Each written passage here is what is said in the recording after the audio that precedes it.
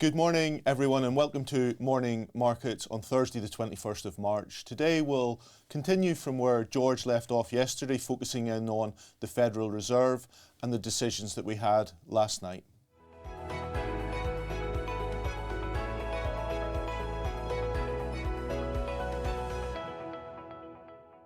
So looking at the Fed's decision from last night, no change was expected from an interest rate perspective, with rates being left in that range of 5.25 to 5.5%.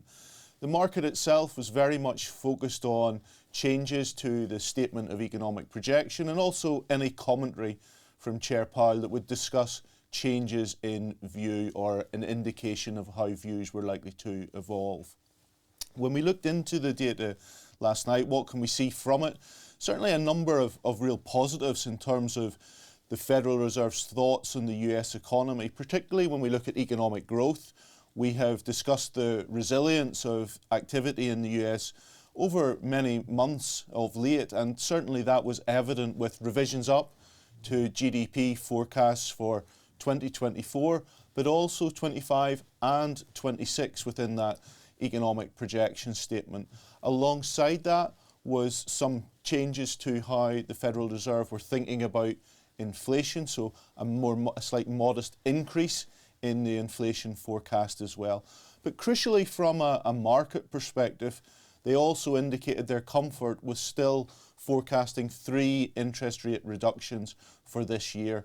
So that's 3 reductions of 0.25% or 0.75% of an overall reduction for the year.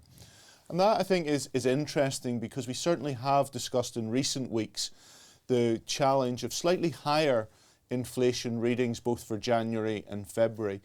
The Fed themselves in the discussion, and Chair Powell was discussing that as bumps in the road, certainly something that they're aware of and will take into consideration, but something that wasn't sufficient enough to change their inflation trajectory materially or the expectation for interest rate cuts for the year ahead. How was that taken by asset markets over the course of the day in the US? Taken positively by equity markets and by bond markets as well. So a positive day for markets in the US as a result. I'll leave it there for today, but please do join us again tomorrow when we'll be looking back and reflecting on the week that has been and also commenting on the interest rate decision from the Bank of England.